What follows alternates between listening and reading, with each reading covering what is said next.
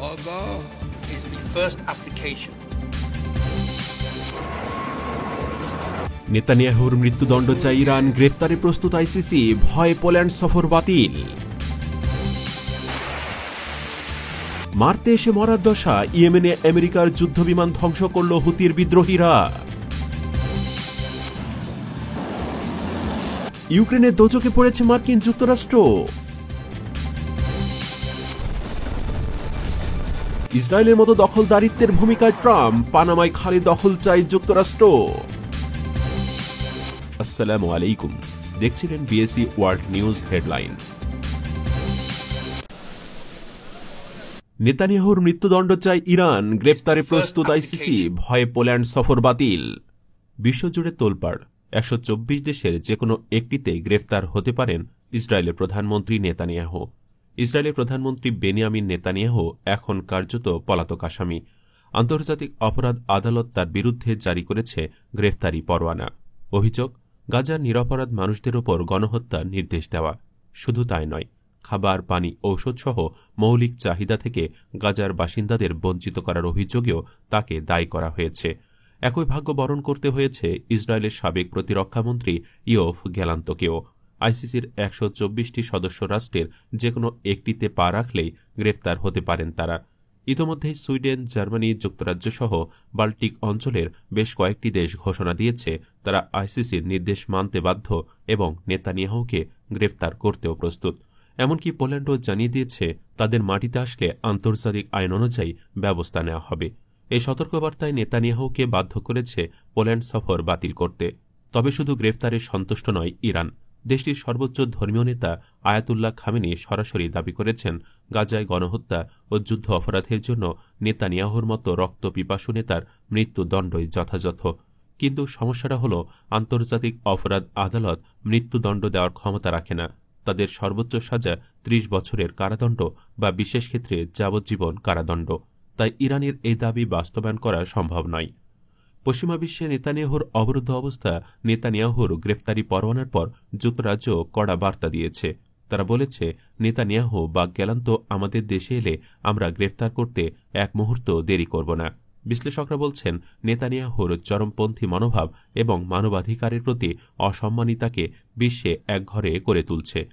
তবে বড় প্রশ্ন হল, আসলে কি বিচার পাবে গাজার নির্যাতিত শহীদ জনগণ? নেতানিয়াহু ও গ্যালান্তকে কি যথাযথ শাস্তি দিতে পারবে আইসিসি, নাকি বড় শক্তিগুলোর ছায়াতলে ইসরায়েলের নেতারা বেঁচে যাবেন? উল্লেখ্য, যুক্তরাষ্ট্র, চীন ও রাশিয়ার মতো বড় দেশগুলো আইসিসিকে স্বীকৃতি দেয়নি, কিন্তু ইউরোপীয় ইউনিয়নের সদস্য রাষ্ট্রসহ পশ্চিমের প্রায় সব দেশই এই আদালতের প্রতি প্রতিশ্রুতিবদ্ধ। নেতানিয়াহুর ভবিষ্যৎ যুদ্ধ অপরাধ ও মানবতা বিরোধী অপরাধের দায়ে আন্তর্জাতিক অপরাধ আদালত সদস্য রাষ্ট্রগুলোকে অনুরোধ করেছে নেতানিয়াহুর বিরুদ্ধে পদক্ষেপ নিতে।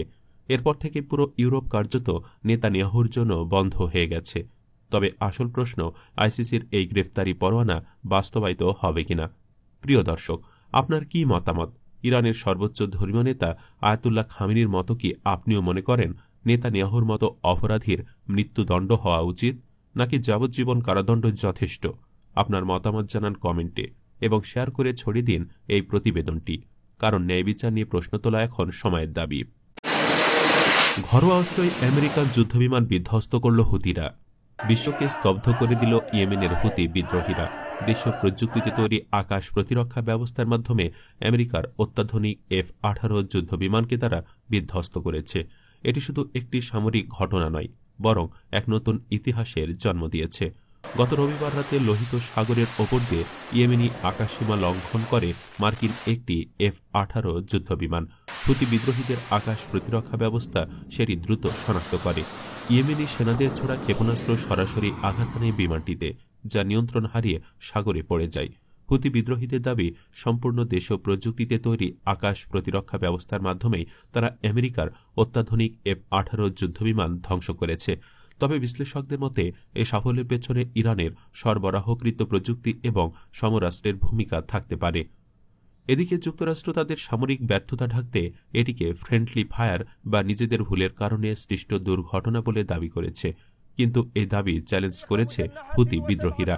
সামাজিক মাধ্যম এক্সে ইয়েমেনি সামরিক বাহিনীর পোস্ট করা একটি ছবিতে দেখা গেছে দুটি ডুবুরি বিধ্বস্ত যুদ্ধবিমানের ধ্বংসাবশেষের কাছে পৌঁছেছে। এই ছবি স্পষ্টতই যুক্তরাষ্ট্রের ফ্রেন্ডলি ফায়ার দাবিকে খারিজ করে দেয়।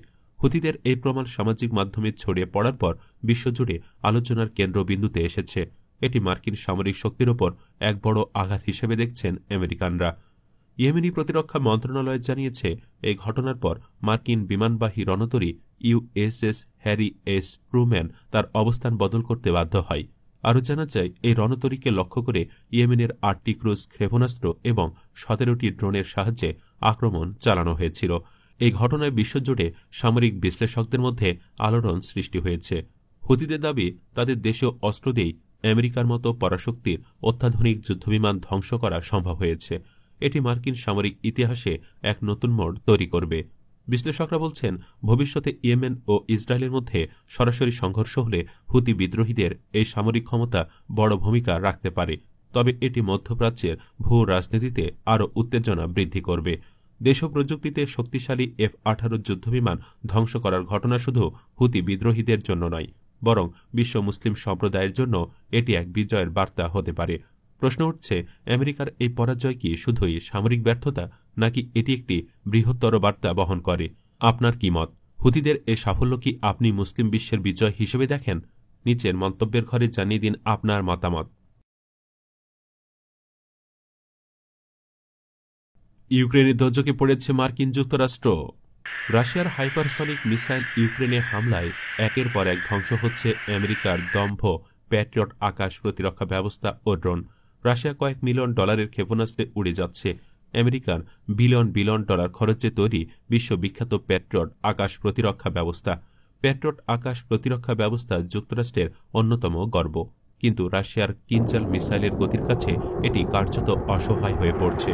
প্যাট্রিয়ট সিস্টেম রাডার দিয়ে শত্রুর ক্ষেপণাস্ত্র শনাক্ত করলেও হাইপারসনিক মিসাইল শব্দের চেয়ে 5 গুণ দ্রুত গতিতে আঘাত হানে, যা প্যাট্রিয়টকে কার্যত প্রতিরোধ করার সুযোগ দেয় না। রাশিয়ার বাহিনী কৌশলগতভাবে প্যাট্রিয়ট সিস্টেমকে একদিকে ব্যস্ত রেখে অন্যদিক থেকে আঘাত হানছে, যা তাদের আরও বড় সাফল্যের পথ তৈরি করছে। রাশিয়ার প্রতিরক্ষা মন্ত্রণালয়ের দাবি অনুযায়ী তাদের বাহিনী ইউক্রেনে 30টিরও বেশি প্যাট্রিয়ট আকাশ প্রতিরক্ষা ব্যবস্থা এবং 42টি ড্রোন ধ্বংস করেছে। রাশিয়ার সংবাদ সংস্থা RIA নেভোস্তি জানিয়েছে, বিশেষ করে 16 মে কিয়েভে 5টি প্যাট্রিয়ট লঞ্চার এবং একটি মাল্টি ফাংশনাল রাডার স্টেশন একসঙ্গে ধ্বংস হওয়া রুশ বাহিনীর সবচেয়ে সফল হামলা হিসেবে চিহ্নিত হয়েছে। এরপর 17 আগস্ট রাশিয়া আরও 4টি প্যাট্রিয়ট সিস্টেম এবং 2টি রাডার স্টেশন ধ্বংস করার দাবি করেছে।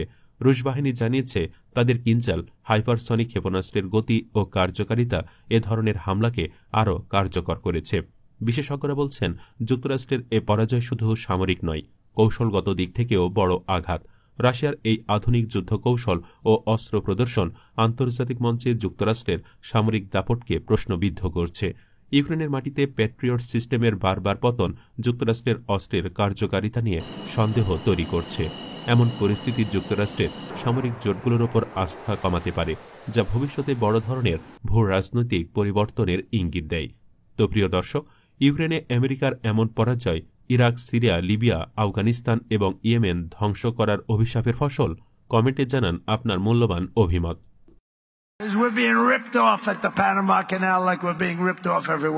ইসরায়েলের মতো দখলদারিত্বের ভূমিকায় ট্রাম্প, পানামায় খালের দখল চায় যুক্তরাষ্ট্র। ইসরায়েলের দখলদারিত্বের নীতি কি এবার যুক্তরাষ্ট্রে চালু করতে চান ডোনাল্ড ট্রাম্প? পানামা খাল নিয়ে তার সাম্প্রতিক মন্তব্য যেন সেই ইঙ্গিতই দিচ্ছে। আজ আমরা দেখব এই বিতর্কের সঙ্গে ইসরায়েলের নীতির সাদৃশ্য কতটা। সম্প্রতি এক সমাবেশে ট্রাম্প দাবি করেছেন, পানামা খালে যুক্তরাষ্ট্রের নিয়ন্ত্রণ ফিরিয়ে আনতে হবে। তিনি বলেন, খালটি ভুল হাতে পড়তে দেওয়া হবে না। এমনকি চীনের প্রভাব নিয়েও সতর্ক করেন তিনি। তার পোস্ট করা ছবিতে খালের উপর যুক্তরাষ্ট্রের পতাকা দেখা গেছে, যা আরও বিতর্ক উস্কে দিয়েছে। ইসরায়েলের দখলদার নীতির কথা মনে করুন। ফিলিস্তিনের জমি দখল করে ইসরায়েল যেমন আন্তর্জাতিক নীতি উপেক্ষা করে, ট্রাম্পের এই বক্তব্য যেন একই ধারার প্রতিফলন। পানামার সার্বভৌমত্বকে অগ্রাহ্য করে যুক্তরাষ্ট্রের নিয়ন্ত্রণ প্রতিষ্ঠার হুমকি আন্তর্জাতিক সম্প্রদায়ের জন্য অশনি সংকেত। তাহলে প্রিয় দর্শক, কি মনে করেন আপনি? ট্রাম্প এবং ইসরায়েলের মধ্যে কি দখলদারিত্ব ও জুলুমের একই প্রেতাত্মা বাস করে? আপনার মতামত জানাতে পারেন কমেন্টে। আমাদের ভিডিওটি লাইক ও শেয়ার করতে ভুলবেন না এবং নতুন খবরের জন্য সাবস্ক্রাইব করুন। ধন্যবাদ।